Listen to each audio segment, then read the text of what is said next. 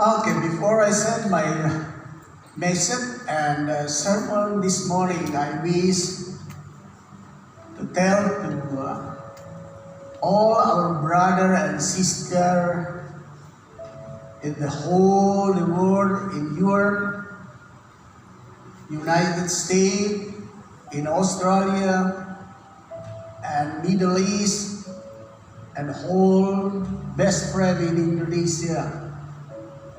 We send to you Happy Easter. From the Sunday service in New Covenant Assemblies of God in Jalan Jenderal Suharto 25, the King City, once again we send to you greetings Easter service. Untuk saudara-saudara di sebagian besar dunia yang mengikuti kami, join with us in the Sunday service in the Easter Day, Happy Easter Pascha service. May God bless you all. Thank you for your join with us. Jadi bagi semua saudara kami yang ada di Amerika Serikat yang mengikuti streaming online dari kebaktian di Assemblies of God, Jalan Jenderal Suharto 25, Kota Raja, the King City, from NTT, Indonesia. Once again, may God bless you in the Easter. Kiranya Tuhan memberkati saudara di hari Paskah ini. Nah, Bapak Ibu, saudara-saudara yang saya kasih dalam Tuhan Yesus Kristus, He is risen. Dia sudah bangkit. Dia telah bangkit. Baik, kebangkitan itu mewariskan kepada kita sebuah harta yang tidak bisa dimakan oleh apapun juga. That is power, authority on the day, yaitu kuasa wibawa atas maut. Nah, saya akan baca dulu firman Tuhan di dalam Lukas 4. Tetapi pagi-pagi benar pada hari pertama minggu itu mereka pergi ke kubur membawa rempah-rempah yang telah disediakan mereka. Jadi yang ditulis dalam Lukas tidak menyebut nama, tapi dalam Matius pasal 28 ayat 1 menyebut nama, yaitu Maria Magdalena dan Maria yang lain. Mereka mendapati batu sudah terguling dari kubur itu, dan setelah masuk mereka tidak menemukan mayat Tuhan Yesus. Sementara mereka berdiri termangu-mangu karena hal itu, tiba-tiba ada dua orang berdiri dekat mereka memakai pakaian yang berkilau-kilauan. Mereka sangat ketakutan dan menundukkan kepala. Tetapi kedua orang itu berkata kepada mereka,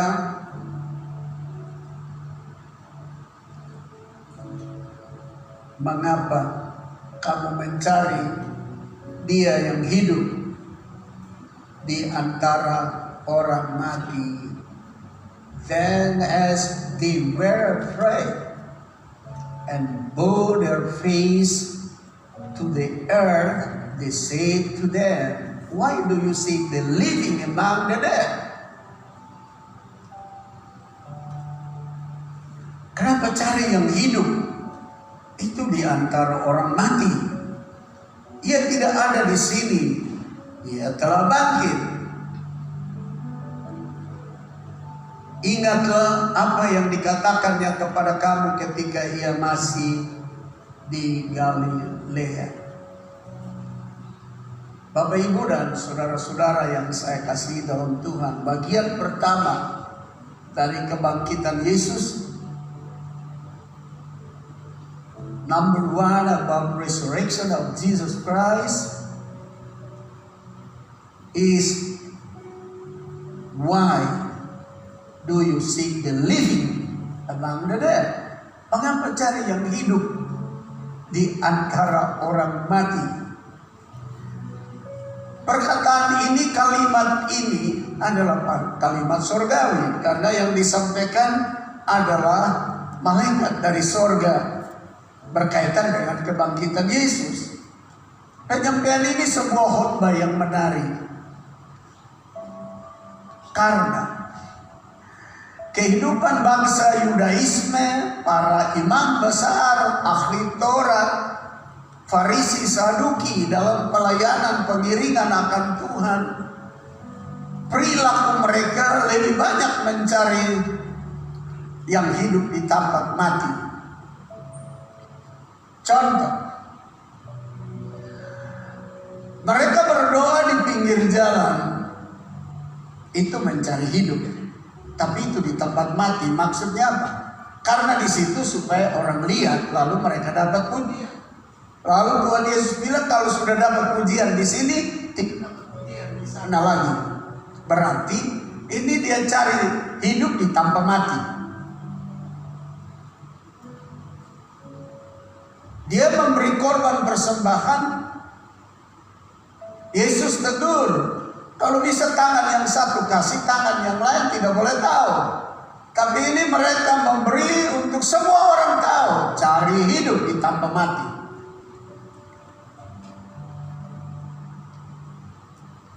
Mereka coba pergi menyeberang laut ke berbagai pulau, melintasi jalan yang berliku-liku untuk membuat seseorang menjadi anggota Yudaisme.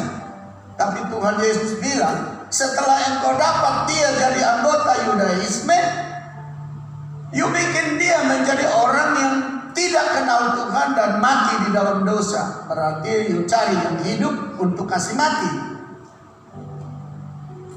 Nah, perilaku Yudaisme ini, perilaku orang-orang pada zaman itu, para Saduki, Farisi, ahli Taurat, imam besar, segala sesuatu yang mereka buat seperti cari hidup, seperti menyembah Tuhan, seperti melayani Tuhan. Tapi sebenarnya terselubung di dalamnya mereka sedang mengejar maut dan kematian. Sebab Yesus yang adalah Tuhan, Yesus adalah Allah yang menjadi manusia. They push him till going to the Golgotha and die on the cross. Mereka menolak dia. Mereka memutuskan keputusan yang tidak pantas. Minggu yang lalu, Jumat, kita sudah dengar Pilatus 3 kali ngomong bahwa aku tidak dapati kesalahan padanya. Lalu Pilatus berkata, Herodes pun, meskipun dia olok-olok, tapi dia bilang dia tidak dapat kesalahan pada orang ini. Mereka sepertinya mencari hidup, beribadah, menyembah, berdoa, baca Taurat, pegang tali sembahyang, hitung satu persatu untuk dapat hidup. Sepertinya mereka cari hidup, tapi di tempat mati, karena semuanya tidak tunduk kepada Tuhan, bahkan Allah sendiri mereka tolak.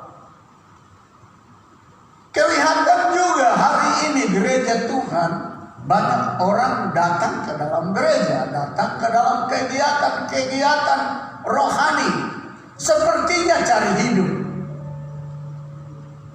Tapi dilihat daripada kehidupan keseharian, sebenarnya dia sedang cari hidup di tempat mati. Karena kita lihat banyak yang menyebut Tuhan, tujuannya dapat hidup kan? Tapi perilakunya, bagaimana mereka hidup di dalam perselingkuhan, mereka hidup di dalam perbuatan kotor, naib, korupsi, mereka hidup di dalam penipuan, perkelahian, pertengkaran, mereka hidup di dalam kehidupan tidak senonoh, dalam pergaulan yang tidak pantas. Padahal mereka cari hidup, tapi perilaku mereka mengatakan bahwa mereka cari hidup di tanpa mati. Nah, ini dikumandangkan 2000 tahun yang lalu. Kiranya apa yang dikumandangkan was judged by his angel give notification, send proclamation about don't looking life in the dead place. 2000 tahun yang lalu sudah diberitahukan, sudah diumumkan, sudah diproklamasikan supaya kehidupan kekristenan mulai dari kebangkitan Yesus itu, karena proklamasi ini, pernyataan firman Tuhan ini waktu Yesus bangkit. Mulai dari hari itu kita semua diingatkan supaya jangan sampai kelihatan kita buat kegiatan mencari hidup, tapi yang didapatkan adalah mati, atau nyata dalam kehidupan kita, kita sedang bergerak di dalam kematian. Kita sedang bergerak di dalam satu keadaan yang sepertinya cari hidup, tapi sebenarnya di tempat mati. Ini bagian yang pertama. Lalu saya lanjut. Yang kedua, kebangkitan Yesus mengubah status kita, yakni dari bukan saudara menjadi saudara. Resurrection of Jesus Christ changed our status. That is from not a brother become a brother. Jadi kebangkitan Tuhan Yesus itu mengubah status kita semua. Dari bukan saudara menjadi saudara, dari musuh menjadi saudara, dari pengkhianat menjadi saudara, jadi orang yang menyangkal menjadi saudara. Oke, kita lihat fakta. Pertama, maka kata Yesus kepada mereka, jangan takut, pergi dan katakanlah kepada saudara-saudaraku supaya mereka pergi ke Galilea dan di sanalah mereka akan melihat aku. Maka kata Yesus kepada mereka menurut Matius pasal 28 ayat 10 ini, berulang kali saya ingin mencatatnya untuk kita 2 kali ingat. Sekali lagi. Then Jesus said to them, do not be afraid, go and tell my brother. Ini waktu Tuhan Yesus bilang, perempuan-perempuan, Maria Magdalena dan Maria yang lain, jangan pulang, kasih tahu saudara-saudaraku. Saya mau ketemu mereka di Galilea. Saya perlu catat, saudara artinya seayah dan seibu atau satu darah. When become one blood with Jesus Christ. Kapan itu kita menjadi satu darah dengan Tuhan Yesus sampai disebut saudara? The meaning of the sibling means one father and one mother or one blood. When become sibling, kapan kita jadi saudara? Saya baca dulu latar belakang Tuhan Yesus angkat jadi saudara. Waktu dia bangkit, pertama Petrus menyangkal Tuhan Yesus sebagai Tuhan dan saudara yang memanggilnya. Ini saudara kurang ajar ini. Petrus menjawabnya, biarpun mereka semua tergoncang imannya karena engkau, aku sekali-kali tidak. Kan dia bohong. Ini saudara pembohong itu. Yesus berkata kepadanya, aku berkata kepadamu, sesungguhnya malam ini sebelum ayam berkokok engkau telah menyangkal aku 3 kali, saudaraku. Saya tambah ketimbang itu karena Tuhan Yesus bilang waktu dia bangkit, bilang sama Maria dan Maria yang lain, pergi kasih tahu saudara-saudara. Maksudnya murid-muridnya termasuk Petrus yang tukang bohong ini.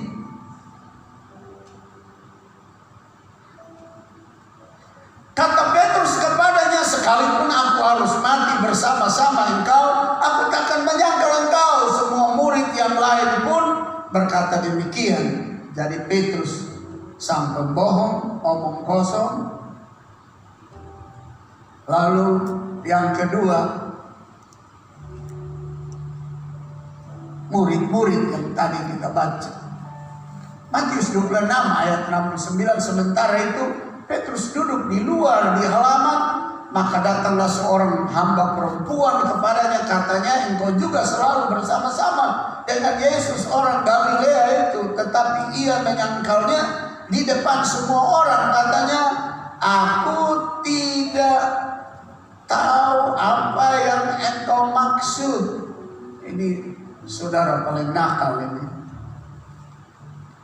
Ketika ia pergi ke pintu gerbang, seorang hamba lain melihat dia dan berkata kepada orang-orang yang ada di situ, orang ini bersama-sama dengan Yesus, orang Nazaret. Dan ia menyangkalnya pula dengan bersumpah, itu bukan saudara saya, itu bukan Tuhan saya, aku tidak kenal dia, aku tidak kenal orang itu. Padahal Tuhan sudah bikin mereka jadi saudara sekian lama. Tidak lama kemudian orang-orang yang ada di situ datang kepada Petrus dan berkata, pasti engkau juga salah seorang dari mereka. Itu nyata dari bahasamu. Maka mulailah Petrus mengutuk, bukan saja bilang tidak kenal, dia mengutuk dan bersumpah, aku tidak kenal orang itu. Dan pada saat itu berkokoklah ayam. Then he began to curse and swear, saying, I don't know that man. Immediately a rooster crew.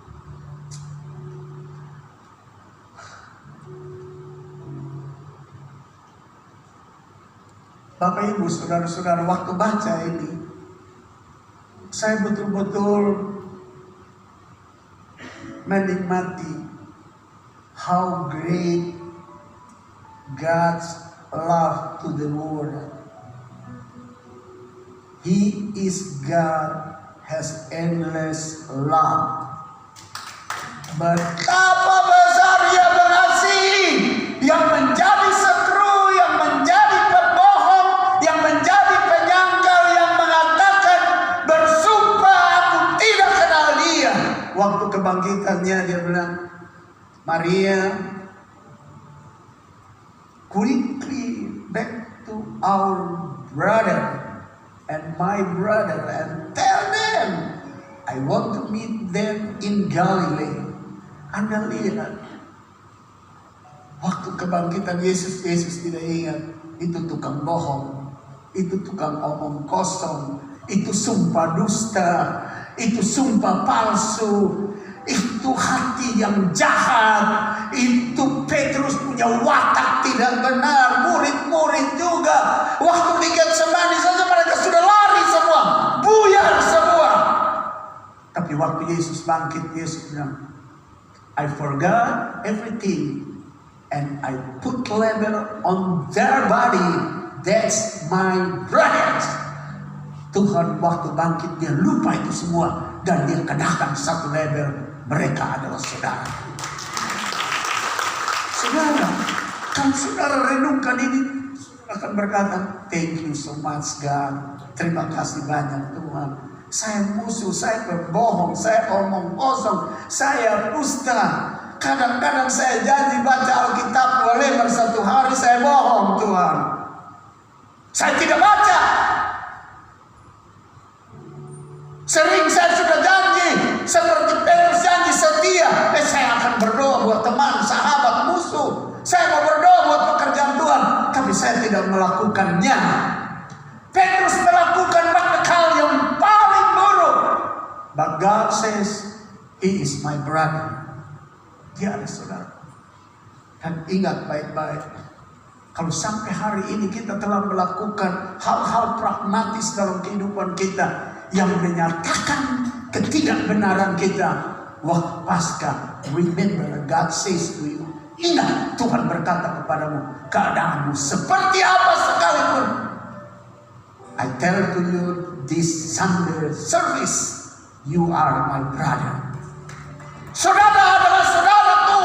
Waktu pasca star Tuhan Yesus bicara, semua penjahat, semua orang yang berbohong, semua orang yang berdusta, semua orang yang bersumpah palsu, tolong kasih tahu, saya mengasihi mereka. Walaupun mereka bukan saudara dengan saya secara lahiriah.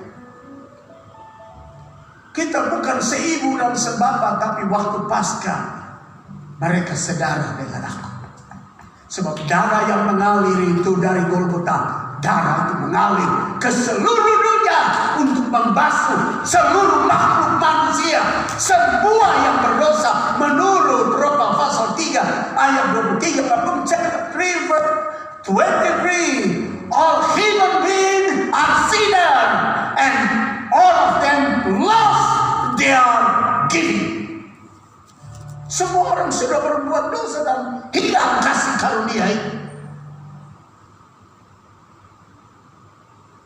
But God so loved the world, in John chapter 3 verse 16, He gave His only Son to the world, and whoever believes to Him not perish, but get everlasting life.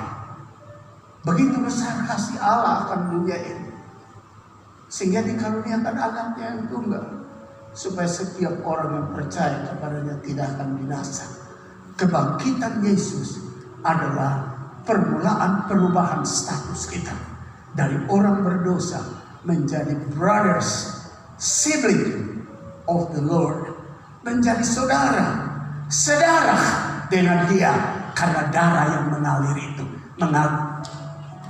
Berikan dulu sanjungan terbaik bagi. Are you realize how God love you? Apakah Anda sadar bahwa Tuhan sangat mencintai Anda? Kalau Petrus yang sudah bersumpah mengutuk dirinya tidak mengenal Yesus sebagai Tuhan, saya pikir saudara belum, bukan? Kita belum bertindak kan? Kalau Petrus dan murid yang lari kasih tinggal Tuhan, kebangkitannya dia bilang, apapun yang terjadi, all of them my sibling. Apapun yang terjadi, semua mereka adalah saudara.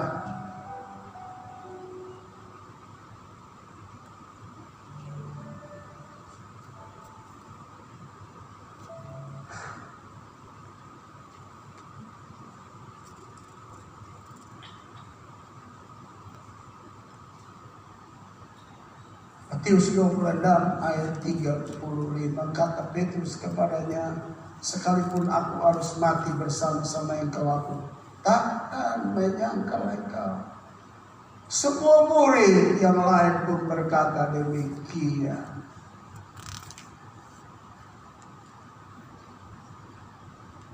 All of disciples, same word they tell to Jesus about their faithfulness. Semua murid sama katakan kepada Yesus tentang kesetiaan mereka. But in fact, all in Gethsemane, He spares. Semua di Gethsemane buyar.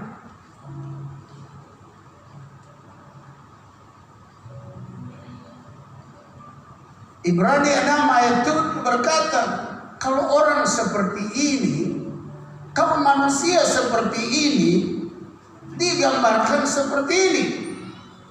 Sebab tanah yang menghisap air hujan yang sering turun ke atasnya, ini gambaran bahwa manusia dalam perumpamaan Matius pasal 25 dan Injil yang lain, ketiga Injil yang lain bicara tentang penabur.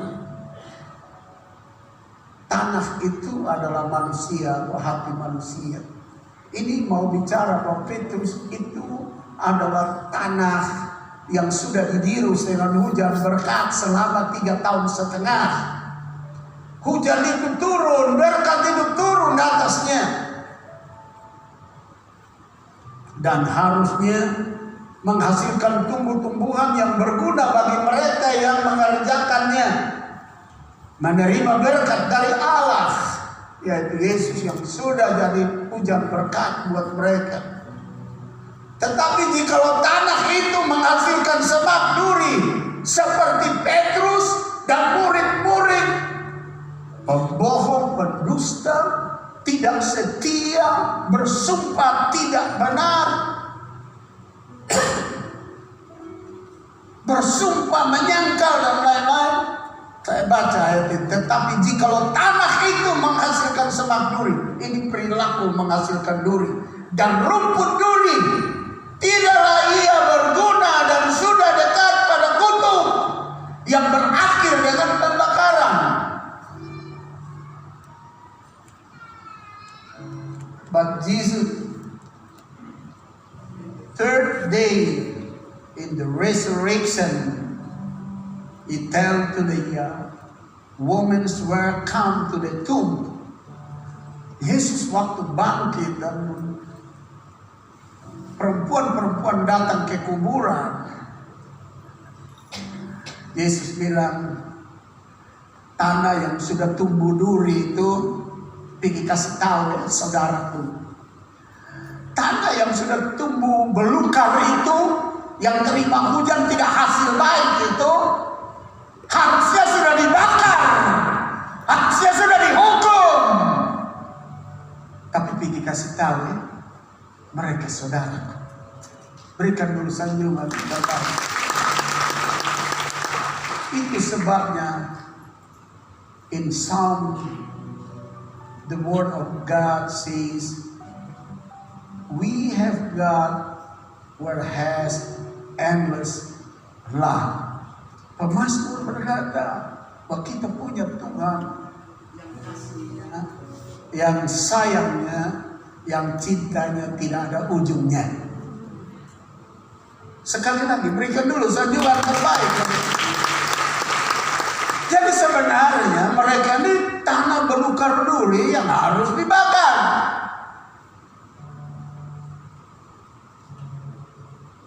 But God has long suffering to the human being, mankind. Tapi Tuhan panjang sabar dengan manusia, seperti Petrus dan murid-murid, seperti saudara dan saya yang jalan dalam pengiringan Tuhan, sudah terima hujan berkat 30 tahun, 40 tahun, 50 tahun di dalam gereja didirus terus. Tapi kalau masih ada duri dan belukar duri, this warning to you. Ini peringatan bagi Anda. Sebab akhir jika status ini tidak berubah, you will be burned. Anda akan dibakar.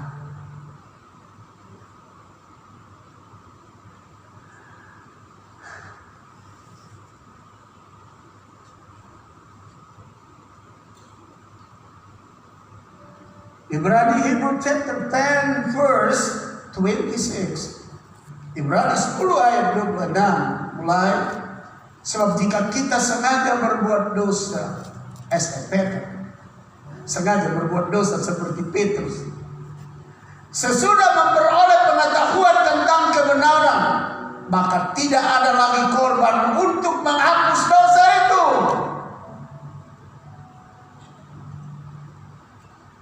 Without sacrifice and offering for their sins, sudah tidak ada. Tapi waktu Yesus bangkit, Yesus hapus ini ayat.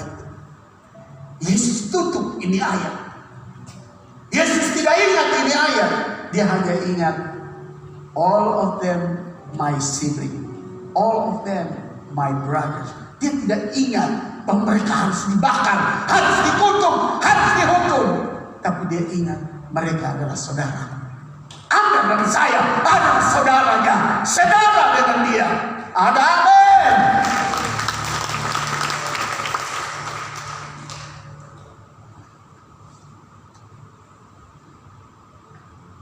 Tetapi yang ada ialah kematian yang mengerikan, akan penghakiman dan api yang dahsyat yang akan menghanguskan semua orang durhaka itu.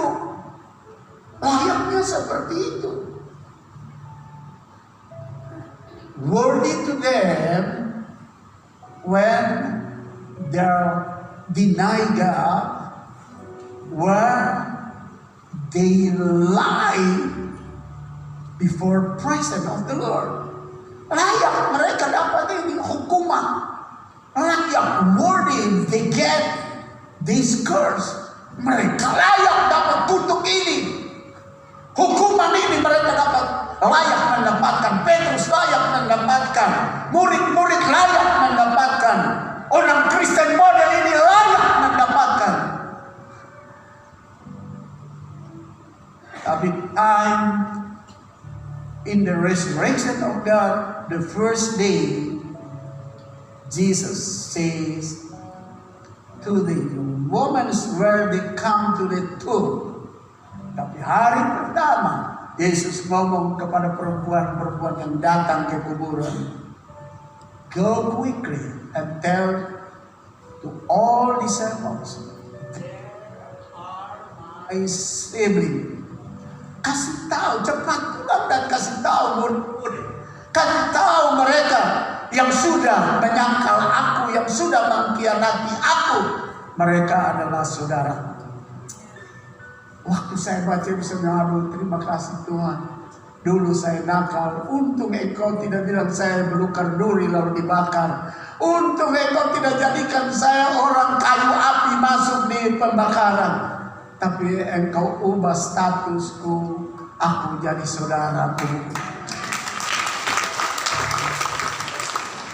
Saudara perempuan, saudara laki-laki, all of us sibling of Jesus Christ. Kita semua saudara Tuhan Yesus. Karena itu, kalau kita menjadi saudaranya, dalam budaya ketimuran, biasanya kalau ada 5 bersaudara atau 6 bersaudara atau 3 bersaudara, satu saudara mungkin jadi pejabat, lalu satu belum jadi pejabat, atau dia sedikit nakal. Orang suka bilang begini, lu jangan nakal bikin malu lu saudara.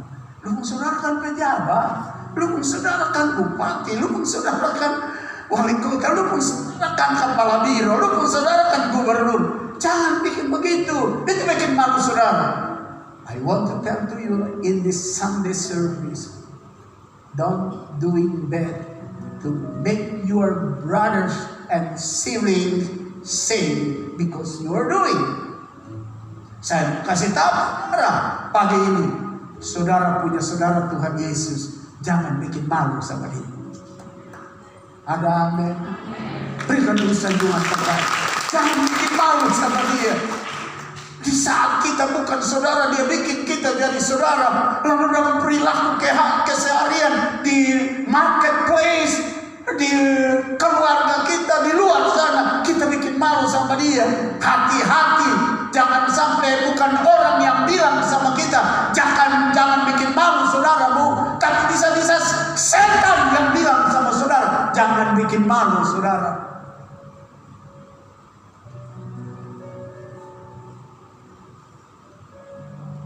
Tindakan kita yang kotor, yang najis, sebenarnya bikin malu sama saudara kita.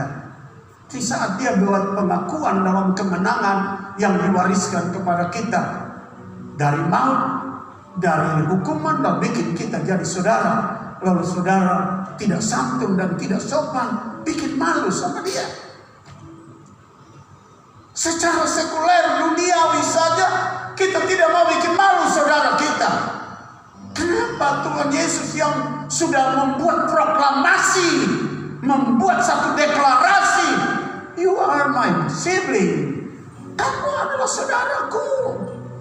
Sebenarnya penyampaian ini mau katakan betapa dekat hubungan itu, dan harus kita memiliki kredibilitas yang baik sebagai saudara di atas bumi ini sebelum mati. Masa kita jadi ibu yang tukang gosip? Masa kita jadi anak mantu yang kurang ajar? Masa kita jadi mertua yang tidak santun dan tidak sopan? Masa kita menjadi suami yang menjadi pengganggu istri orang? Masa kita jadi istri yang punya selingkuhan? Masa kita jadi anak muda yang praktek seks bebas? Anda bikin malu saudaramu. Kita bikin malu saudara kita sendiri.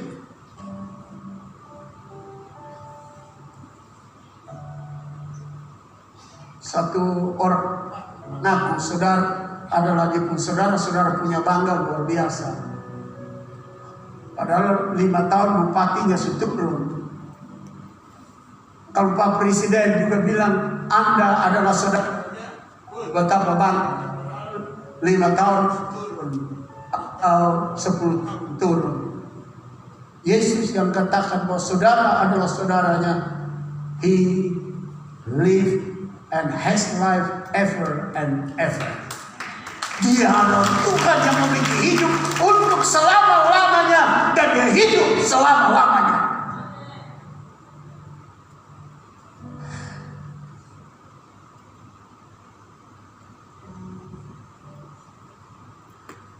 May you stand up please. Barangkali bangkit berdiri sekarang. Mari kita baca sama-sama ini ayat ya. I count 1, 2, 3 and together we read this word. Chapter 3 verse 16 to 18. Kita akan membaca Yohanes pasal 3 ayat 16 sampai 18. Kita baca tidak usah buru-buru. Kita baca ikut tanda baca. 1, 2, 3. Karena begitu besar kasih Allah akan dunia ini, sehingga ia telah mengaruniakan anaknya yang tunggal, supaya setiap orang yang percaya kepadanya tidak binasa, melainkan beroleh hidup yang kekal. Sebab Allah mengutus anaknya ke dalam dunia bukan untuk menghakimi dunia, melainkan untuk menyelamatkannya oleh Dia. Barang siapa percaya kepadanya, ia tidak akan dihukum. Barang siapa tidak percaya, ia telah berada di bawah hukuman, sebab ia tidak percaya dalam nama Anak Tunggal Allah. Kasih